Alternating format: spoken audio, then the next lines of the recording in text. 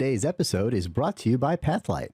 Pathlight is an award-winning performance intelligence platform that supercharges your frontline employees' performance with the real-time metrics and coaching they need to succeed.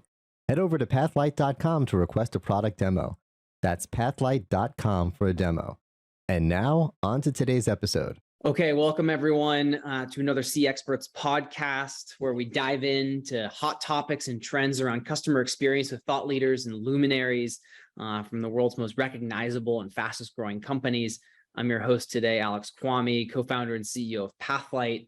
Pathlight's a performance platform for managing customer-facing teams. We combine analytics and insights, performance management, workforce optimization, employee engagement, so much more. And this is going to be a really exciting episode. My guest today is a friend of mine and a friend of Pathlight's, Jen Burton, head of customer support at Digit, and just an overall CX veteran with the scars to show for it. Digit, for those who don't know Digit is an all-in-one app that intelligently banks, budgets, saves, and invests. It's helped members save over $7.5 billion so far. And in December of last year, in 2021, Digit was acquired by Opportune, which offers affordable credit to people excluded from the financial mainstream. Jen's also a volunteer CX coach at Zendesk. And as I said, a veteran and luminary in the space. Jen, welcome to the podcast. It's great to have you. Thanks so much, Alex. I'm super excited to be here. Honored to be a friend of yours and of Pathlight. So I'm looking forward to today. So Jen, you know the ground rules here. We like to keep this super tactical, for operators, by operators. So the first thing I want to do is just establish your operating credentials.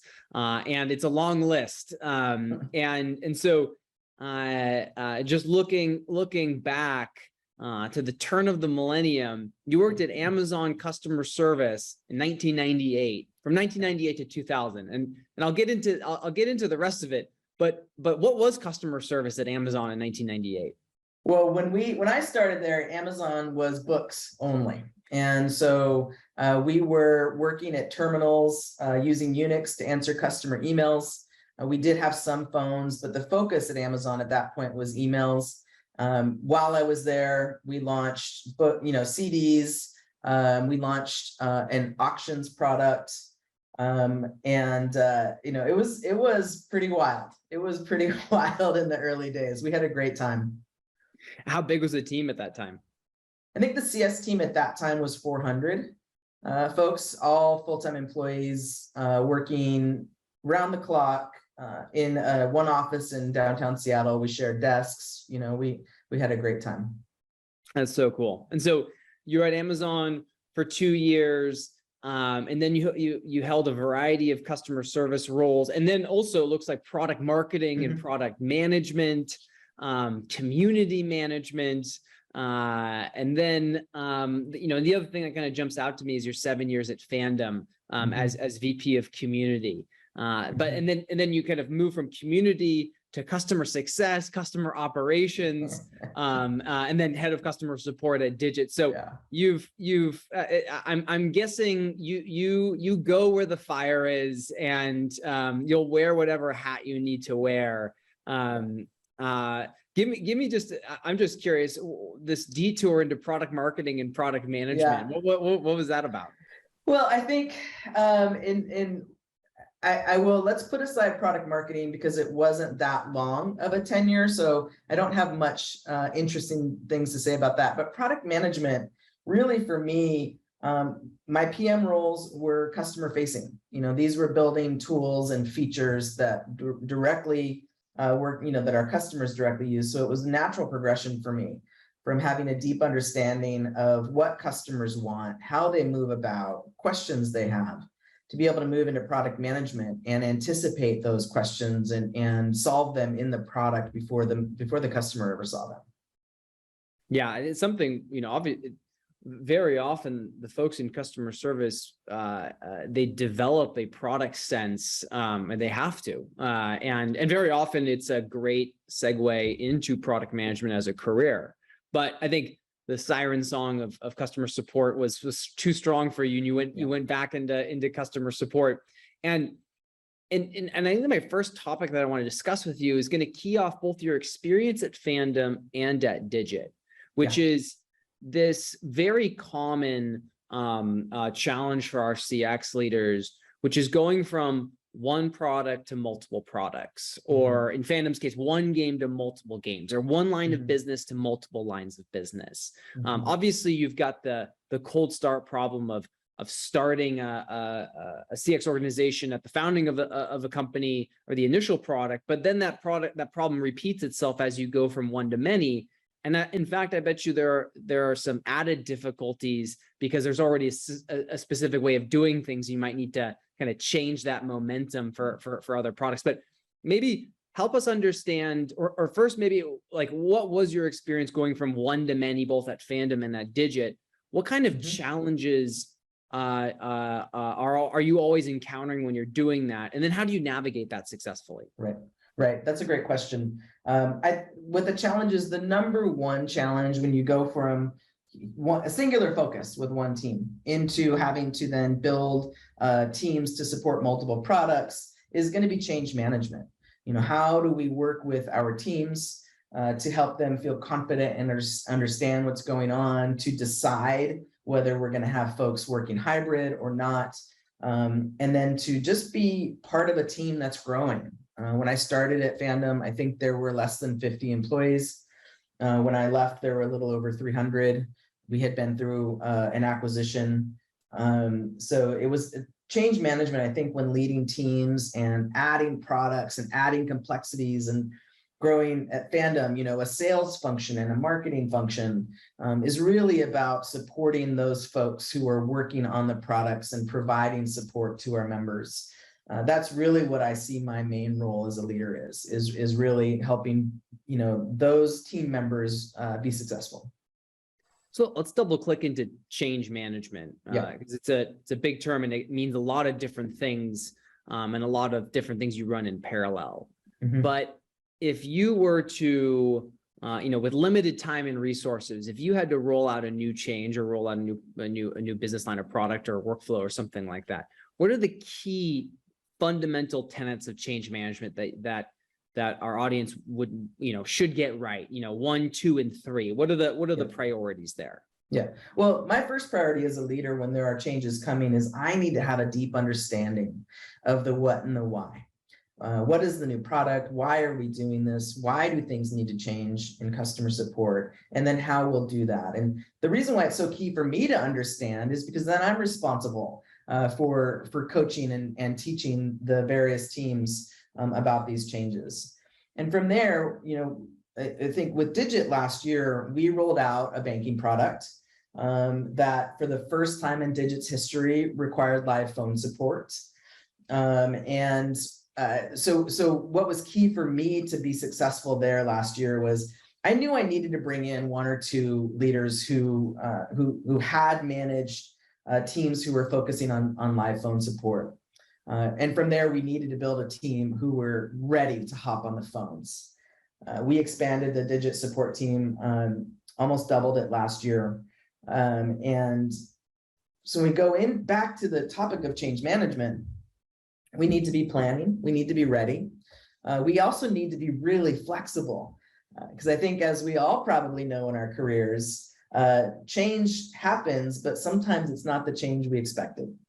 So there needs to be a sense of flexibility. As a leader, I need to really instill into my team that change is expected, and actually it's okay. We're good. We got this. And so I think deep understanding, flexibility, and then putting the right people in place to support the change.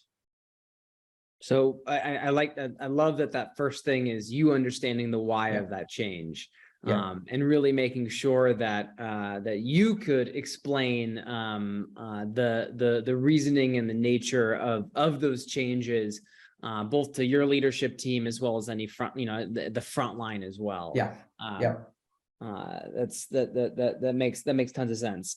And then when you think about when it comes to change management, what are the kind of different phases of that process? And what I mean by that is like, you've got a prep phase, you've got like the initial rollout phase, maybe a secondary full rollout, and then you're monitoring progress over time. Like, how do you think about a 6-month timeline for that change? Just so, again, our audience can kind of create that structure. We can give them that structure that they can then just start filling in.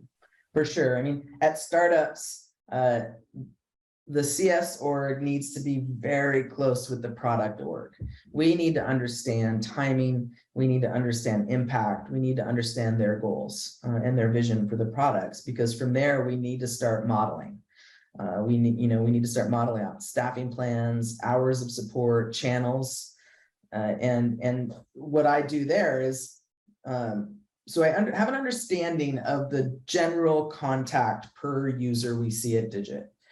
And so we go from there. It's like, okay, we're going to roll out this new product, and our intelligence says we're going to see X% of contact per member on this new product, and then keep track of that rollout plan. You know, we at Digit and most startups we don't just rip the Band-Aid off, right? We go slowly. We do a lot of iterative testing. So it's that really close relationship with product, and I'll throw business in there as well, right? We need to understand what the business is dictating to help model. And so that's the first thing. And then as we're heading into testing was really important. Again, at Digit, we hadn't had live phones before. So we did a lot of testing, a lot of mock calls. We had other members of the business call in and started testing and understanding what the topics were going to be. So that's test. And then at go live, we felt really confident at Digit. We had tested for months. We knew this was coming. The product development cycle took several months. So we had time to train on new tools. We had time to train on phones. And then when we went general availability in November, we were ready to go. And so now we are in mid-August of 2022. We've been acquired. And so now what we're working on, continuing to model all the time, because I need to plan for hiring. We do have a small offshore presence in the Philippines. And we're at the size and the point now where it's like, okay, we're going to need to expand our offshore presence. And so where my modeling is right now is how quickly can we get a team up to speed for new products that are coming, discussions around the split between full-time employees and offshore employees. And then it comes down to a lot of Excel spreadsheets. At this point, we're doing math. Of course, management wants to know how much money I want to spend on headcount and tools. We want to know the incremental cost between either staying full-time or expanding offshore.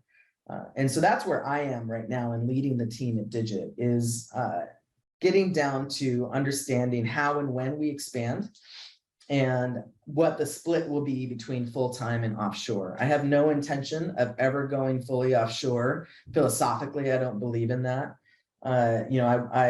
My intention and my goal at Digit is to build this incredible, really strong team of leaders as Digit full-time employees who then can lead the offshore team as we expand. That first insight or that first point is really a great insight, which is staying in lockstep with product. Because through product, you're going to understand what big changes are coming in 6 months. And then that gives you months to test and prepare, which you really benefited from. But also just the nature of software and technology is that the initial GA product's going to look pretty different 6 months after GA, right? And so, it's not just that first release. It's understanding the subsequent releases and predicting how that's going to impact the customer experience and therefore kind of the customer support requirements. I think it's a really good insight, like really lockstep, because it's a lot of your forecasting as well as your, enablement and change management strategy is going to be driven off of, okay, what's changing for our user? What's the experience of our user and how is it changing, or our customer, and how is it changing over time? you've got a little bit of a hot take here, so I'm gonna dig into that on your belief that your firm stance that you don't want to be 100% offshore outsourced. Let's dig into that. What's the reasoning? Is it based off kind of past personal experience? And then you also kind of touched on your ideal scaled state. Often when normally the normal path, once you reach maybe 50, 60, 70, certainly 100 plus frontline agents is to offshore and outsource and do that relatively aggressively to help scale and reduce cost. What's your view on that? Or let's double click a little bit more into that perspective of, hey, I want to make sure we always have an in-house full-time team. Yeah, for sure. So I think the team I want to work for and be a part of has some measure of autonomy and ability to be a little more transparent and not have to follow scripts. So that's where I want to work. And so if this is where I want to work, I want to make sure we're creating that environment. And the reason why it's really important to me, I want to step back a little bit and say, I don't discount the importance and value of an offshore team. The way I see it is that a full-time employee team should be those who are handling kind of tier 2, tier 3 escalated complaints and troubleshooting and technical support, because those folks can move very quickly. If we see a bug, we can get that internal full-time employee team addressing that and adjusting to that bug in minutes. Whereas you have to go through some cycles and get in touch with folks over at an offshore team. So the offshore team is our tier 1 level, right? These are what I think of as the FAQ level questions. As we get more complex, we will be adding layers of expertise offshore. My vision for the Digit full-time team is that these folks, they hold our culture in place. They're able to move and adjust very quickly. And why it's important to hold culture in place is because I want that culture to move over to the offshore team as well. I want them to see how we work and operate. I do not want Digit's members to experience what we so often is these really frustrating call center experiences.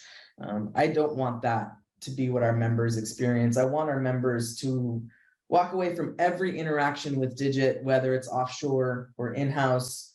I think about it in terms of wanting every member to come away and say, Digit has my back.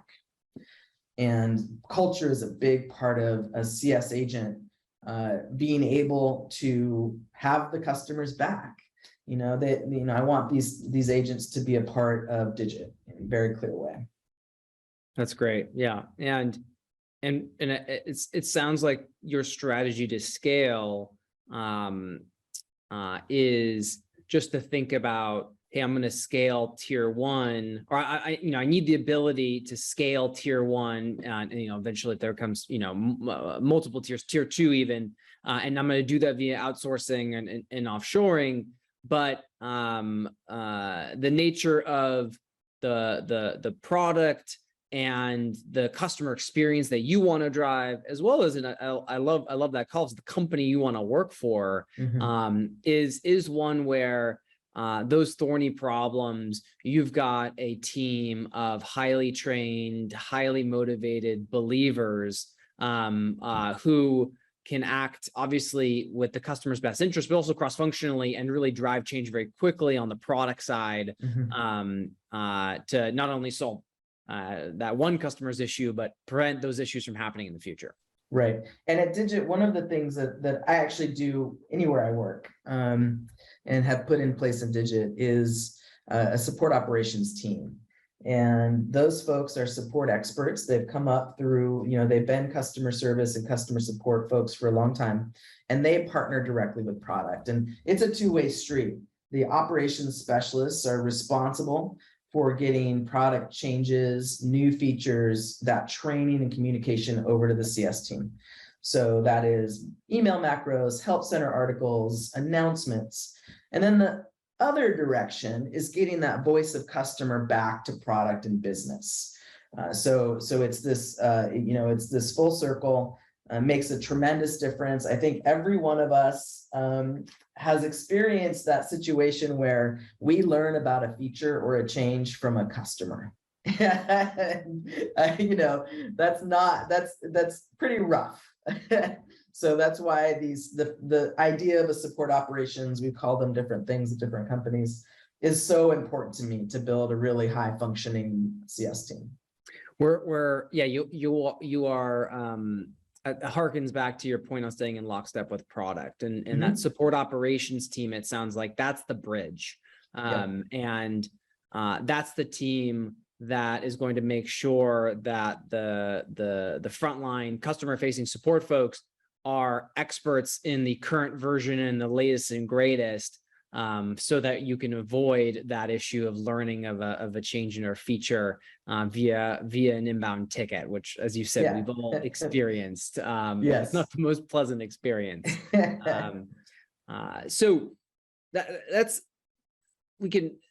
the multi-product, the one-to-many kind of problem set. The other thing you've got quite a bit of experience with is acquisitions. Fandom, you went through an acquisition there. At Digit, you went through an acquisition there. It's a very specific thing, and just there's very rarely does someone have experience with that. And so for the folks listening for the first time or coming back to this because it's happening to them, what's the guidance you would give to the CX leader on navigating through an acquisition? For sure. Two things: one, transparency, and two, change management. Opportune is a public company and Digit is a startup and VC funded. So that was a big change, and we're still learning. And the transparency for me was really important, was to say, hey, I'm going through some soul searching here as well. I'm really thinking about how this is going to impact my career, and is this the path I want to stay on? And ultimately, I came to that conclusion that I'm obviously here at Digit and I'm here for the long haul. And I really strongly believe in this merger of Opportune and Digit. Our missions are so tightly intertwined. So what's important to me about that transparency is that gave my team room to say, yeah, this is on my mind too. And we were able to then open up and have those conversations. And fantastically, we have not had any turnover as a result of the acquisition. People are still feeling, we feel very strong and good about this, these two companies coming together. Change management is also a part of that. And again, it goes back to what I said earlier, is that I need to understand what's going on.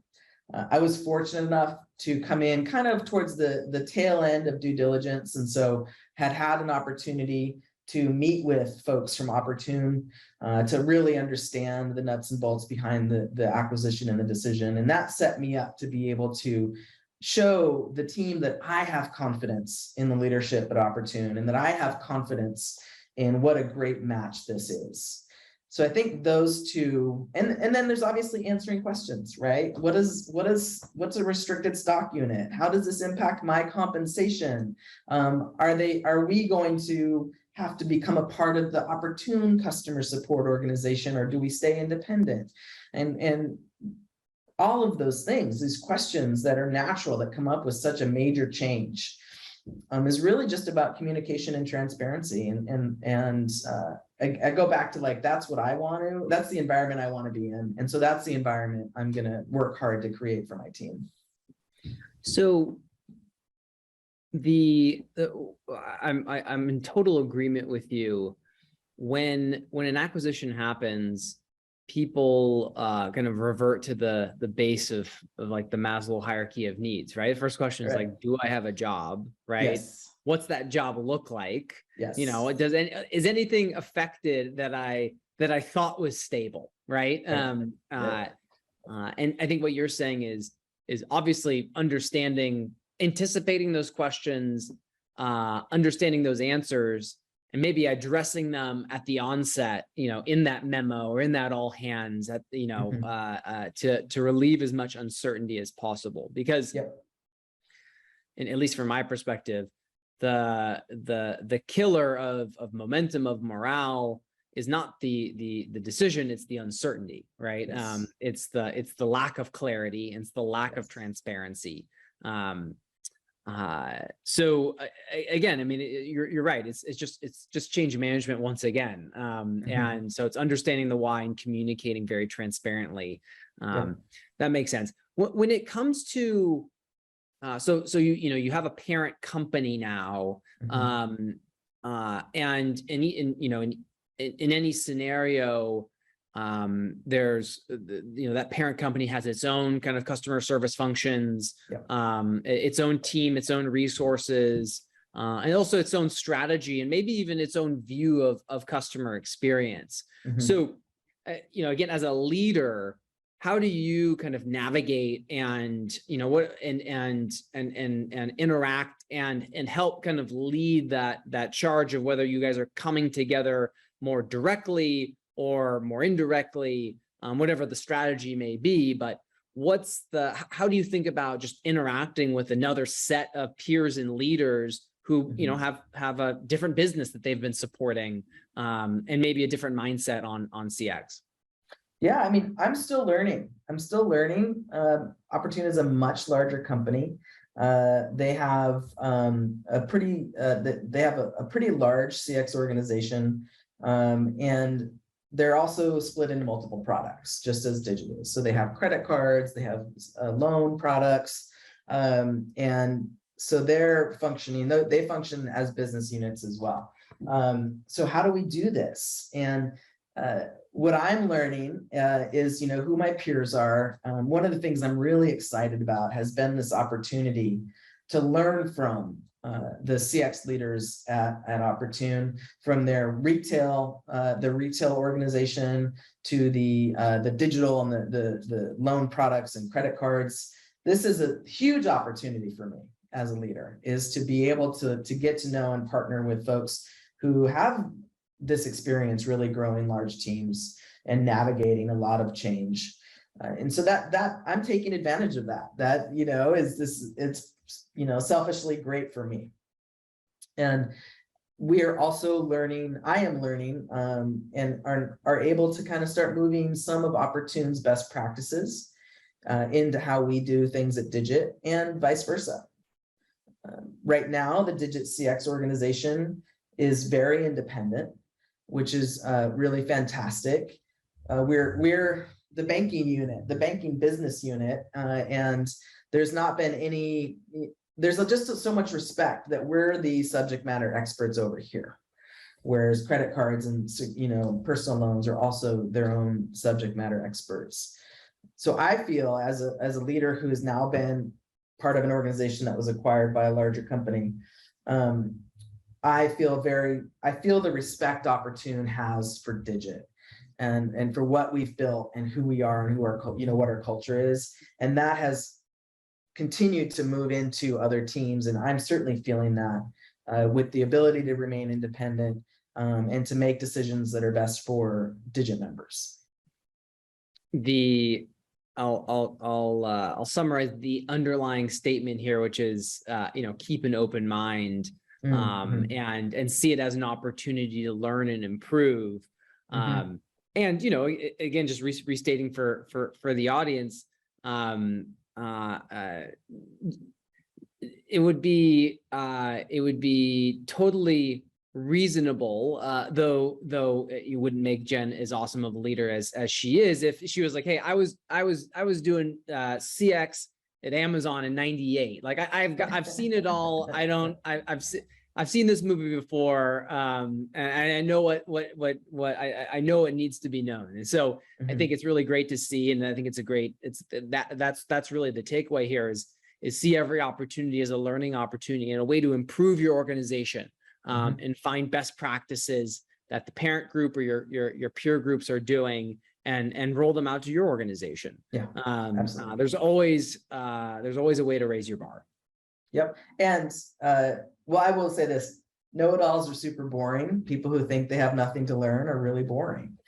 It's important to me to know when I don't know. Yeah. I would probably use a harsher term for know-it-alls, but you're more diplomatic than I am. So the last general topic I want to cover is just the digital transformation of the space. Again, Amazon in '98, you said you were using Unix to handle kind of customer queries, and you've seen firsthand just an explosion in technology in this space, and how different it is between 2022 and 1998, both in the way we do our work and interact with our customers, and the technology that we use to do that, and the ecosystem in general. And so, one of the problems that everyone has seen over the last, really 10 years, and especially the last 5 years, is a proliferation of data and software, and what we haven't seen is and we don't expect, is a correlated increase in data literacy. It's not like as we got more tools and more data, everyone also went back to school for, a stats class or a data scientist class or something like that. And so how do you now, kind of having seen this trend over time and work through it, how do you think about kind of managing your organization, managing the stack, and leveraging data so that it's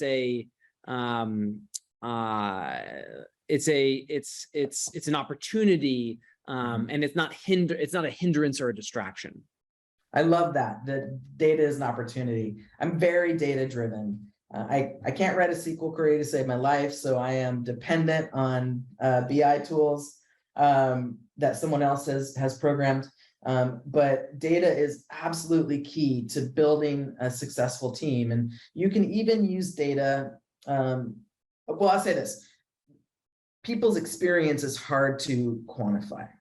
What that member walks away from. Certainly we have CSAT, we have efficiency metrics, we have all of these, this data to help us make our best guess at the customer experience, but there's little bits here that we still need to respect and continue to have a part in our development of what a successful team looks like. But back to data, I love it. I love that I can pull a report. Prior to Pathlight, I would go pull a report and get as close to real time as I could. This is what we're seeing. Hey, we're out of SLA here. Hey, this topic is getting a low CSAT. What do we need to do? Now, Pathlight means I don't have to do that. And it means the CS managers know what's going on before I go to them, which they all find very annoying. No one wants the leader to be like, what's going on? So they all have access to that very quickly, and no more spreadsheets. We would get on Zoom and go line by line over spreadsheets, and we don't have to do that anymore. And I just put a plug in. I know people can get often the first response to transparency is that frontline folks will feel bad if they see how their performance compares. Anytime we've had this sort of public performance management, people love it. It may be difficult that first couple of days, but when they get into it, people want to be successful at our core. And I think we lose that sometimes. And so this is a really great way for people to be like, okay, I'm starting to slip. I can't have anyone see that. I've got to bump it up. So I love that about Pathlight. I also love that our managers can really just take a quick note, add it to a one-on-one doc for conversation, and give that feedback very clearly with that data in the moment. Goes back to this theme of this conversation, which is transparency. Mm-hmm. So I think the answer to the question of what how do you rank, how do you treat data as an opportunity, mm-hmm. is to make it transparently accessible at at every level. And I love what you said about, now you called this out very accurately, which is sometimes there's hesitation on, hey, how are people going to feel about this transparency? And for whatever reason, we assume that people aren't going to like it. And, and in our experience, and obviously your experience, they love it. Yeah. And as we said, it's like what's worse than what's significantly worse than transparency is no transparency and uncertainty and waiting for Jen, my boss's boss, to tell me, hey, what's going on. That is orders of magnitude worse than understanding that, hey, something's not working well ahead of it hitting your desk. And again, you're kind of transforming from this like top down to a bottoms up mentality. I've learned the hard way, and that transparency really builds trust, and trust is really key to engagement and happiness at work. And the hard way I've learned it is by being that person who's just come in, and I call it the hand of God, just said, hey, this is what's going on, just go do it. And, that doesn't work so well. Some folks will take it and go with it, but it does, results in people being unhappy, not trusting, not feeling that they're a part of these conversations and these decisions that are made. So transparency at all levels and it's key, not only for our team to be successful, but I really believe it's key for our members to feel connected to Digit as well. And it goes back to the organization that you said you want to work for and that you want to build, right? Where you've got these folks who are all in, right? And they're subject matter experts, and they're passionate about the company, about helping customers. And most folks that's the goal of their organization. You're not alone in that desire, but as you said, you're never going to get there if your management philosophy is hand of God, right? Is do this or else, is command and control and manage through surprises, right? Dive bombing management maybe is the right the right way of describing it. Right, for sure. And I have to say, I don't want anyone to walk away being like, Jen never dive bombs. Sometimes it happens. Sometimes I learn about things really close to the edge. And so I do have to go to my team and be like, pump the brakes. This is where we're going. And that's just the nature of being part of a startup. And though I think it just happens sometimes. Yeah.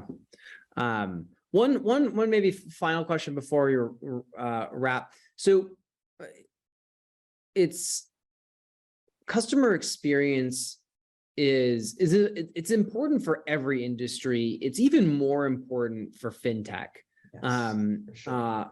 For a variety of reasons. But really, the business model and a lot of business metrics depend on the customer support team kind of hitting their goals, and also resolving issues. So how do you think about quality?